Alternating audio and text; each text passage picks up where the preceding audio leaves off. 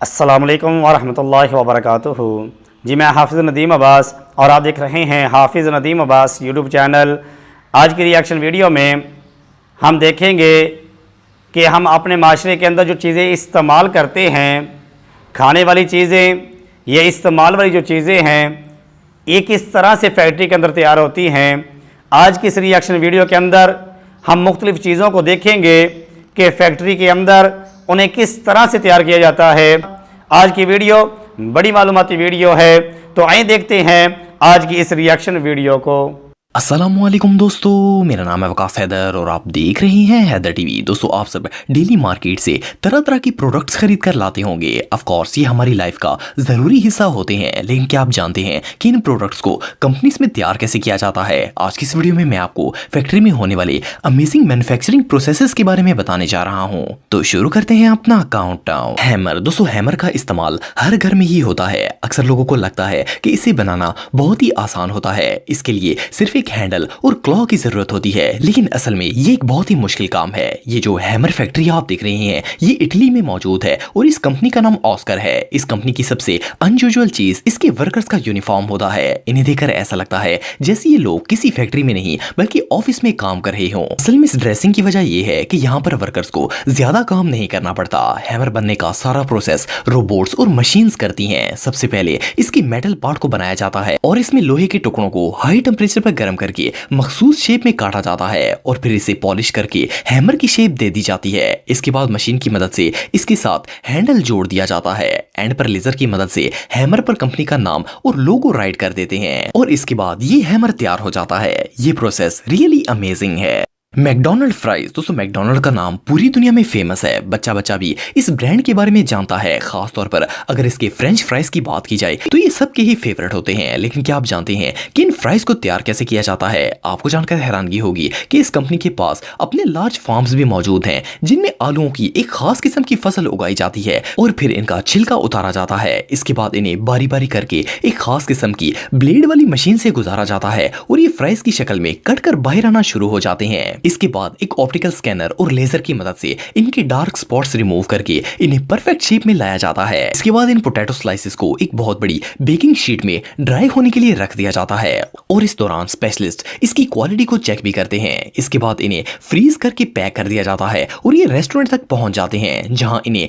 Deep fry करने के बाद हमें सर्व किया जाता है। वेल, चिप्स बनाने का ये प्रोसेस वाकई में बहुत अमेजिंग है। बॉल्स। दोस्तों, बॉल्स का इस्तेमाल बहुत सी गेम्स में किया जाता है, लेकिन कोई भी गेम खेलने के लिए बॉल की क्वालिटी अच्छी होना बहुत जरूरी है और हाई क्वालिटी बॉल्स बनाना एक बहुत ही कॉम्प्लिकेटेड टास्क होता है। ये जो अनयूजुअल चीज आप देख रहे हैं, ये असल में रबड़ बेस है जो कि बॉल बनाने के लिए तैयार की जा रही है। इनकी ये शेप हाइड्रोलिक प्रेस की मदद से बनाई जाती है। इसके बाद इनकी एजेस को पॉलिश करके इन पर ग्लू लगाई जाती है और इनके अंदर कंप्रेस्ड एयर भर के इनको आपस में चिपका दिया जाता है और इस तरह से बॉल्स का स्ट्रक्चर तैयार हो जाता है। ये सारा काम मशीन्स करती हैं और बॉल तैयार होने के बाद इन पर खास किस्म का कवर भी अप्लाई किया जाता है। इसके बाद इन पर स्टैंप लगाई जाती है और फिर इन्हें पैक करने के लिए भेज दिया जाता है। इस तरीके से तैयार होने वाली बॉल्स बहुत ही हाई क्वालिटी होती हैं। बॉल्स बनाने का ये मेथड रियली बहुत इंप्रेसिव है। Euro currency. दोस्तों, यूरो करेंसी दुनिया की स्ट्रॉन्गेस्ट करेंसीज में से एक मानी जाती है, लेकिन इसकी प्रोडक्शन का तरीका बहुत ही कम लोग जानते हैं। ये जो प्लेस आप देख रहे हैं,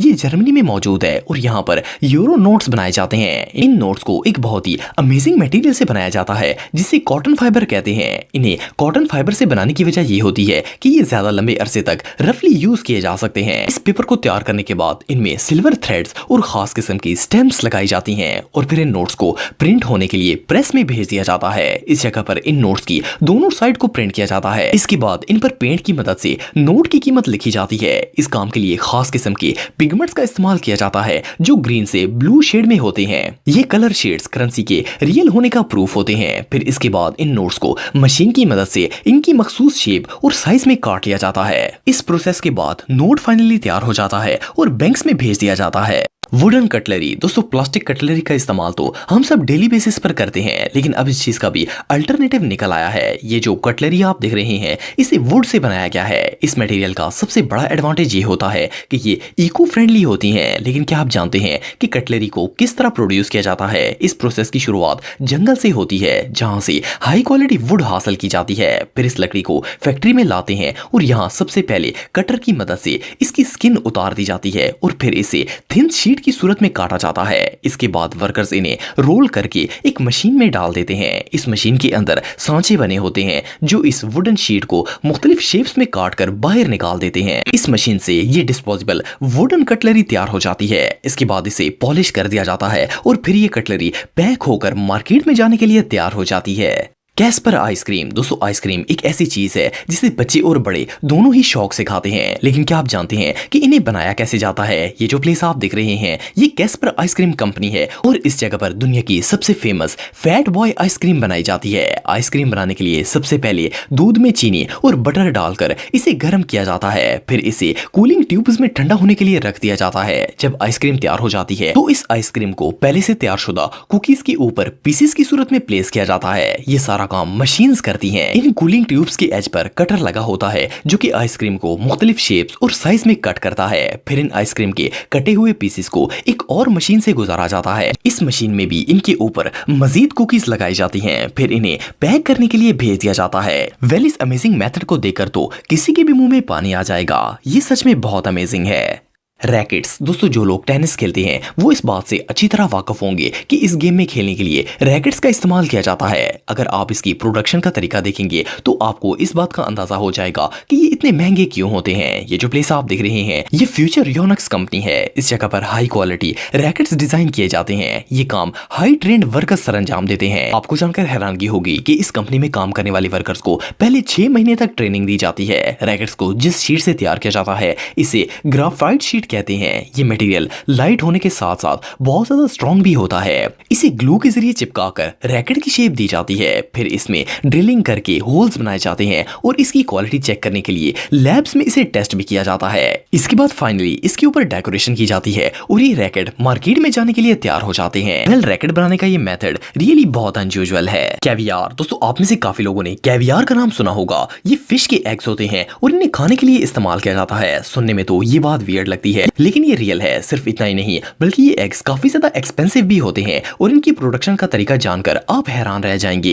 इस स्पेशल फूड को दुनिया की सिर्फ एक ही कंपनी प्रोड्यूस करती है और इसका नाम रॉयल बेल्जियन कैवियार कंपनी है जो कि बेल्जियम में वाक़या है। ये कंपनी अपनी फिशेस को एक खास किस्म का फूड खाने के लिए देती है और जिस पानी में इन्हें रखा जाता है इसकी क्वालिटी को भी कॉन्स्टेंटली चेक किया जाता है। जब फिश का अंडे देने का मौसम आता है तो इन्हें प्रोडक्शन सेंटर में भेज दिया जाता है। आप बिलीव नहीं करेंगे कि एक मछली 3 मिलियन तक अंडे देती है और इनमें से बड़े एग्स को केयरफुली चुन लिया जाता है और इन्हें बहुत एहतियात से वॉश और स्टेन को रिमूव किया जाता है ताकि ये टूटे नहीं। इसके बाद इन एग्स को नमक लगाया जाता है जिससे इनका टेस्ट और भी ज्यादा डिलीशियस हो जाता है। फिर इन्हें स्मॉल कंटेनर्स में पैक करके कंपनी का लोगो लगाया जाता है और इन्हें दुनिया के हर मुल्क में भेजा जाता है। वेल मछली के अंडे कलेक्ट करने का ये तरीका वाकई में बहुत वियर्ड है।